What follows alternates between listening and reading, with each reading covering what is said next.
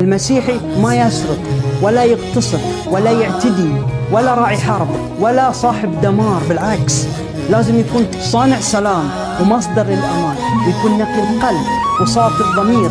المسيحي وديع وحكيم وصبور ومسالم وأمين، إذا عمل فيعمل خير، وإذا فعل فيفعل كل حسن، ومع إنه ضامن الخلاص والأبدية لكنه يعمل الصالح محبة الناس وفي الخير. المسيح الحقيقي يقدس قلبه ويقدس عينه ويقدس يده ولا يكون مرائي. فإذا صلى لله، وإذا صام لله، وإذا شهد لمجد المسيح وعمله في حياته. المسيحي مش طماع ومش جشع ومش حسود ومش خاين.